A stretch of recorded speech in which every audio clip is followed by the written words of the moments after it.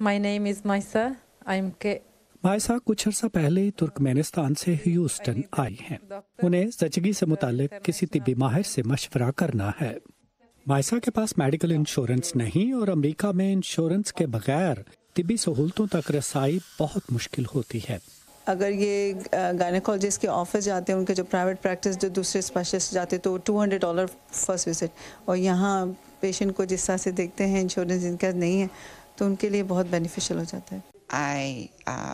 میرے پاس dental insurance نہیں ہے اور مجھے دانتوں کا کچھ کام کروانا تھا.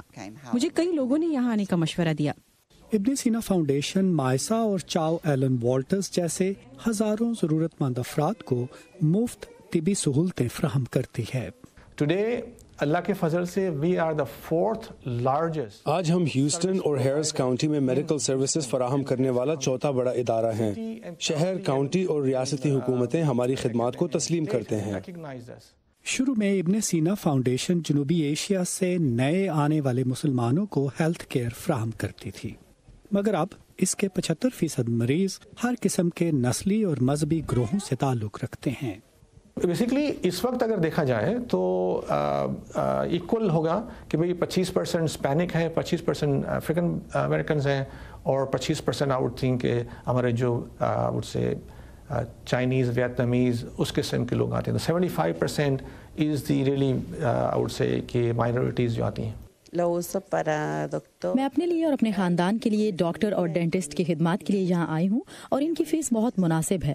فاؤنڈیشن کے چیئرمین نصر الدین روپانی نے وائس آف امریکہ کو بتایا کہ ان کی تنظیم ہیوسٹن اور اس کے گرد و نواح میں 5 مقامات پر کلینکس چلا رہی ہے اور تمام پروفیشنل سٹاف کو معاوضے پر رکھا جاتا ہے.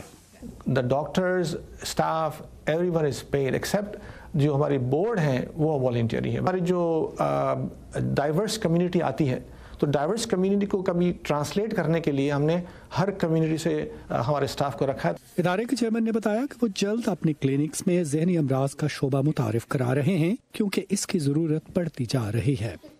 ندیم یعقوب، وائس آف امریکہ، ہیوسٹن.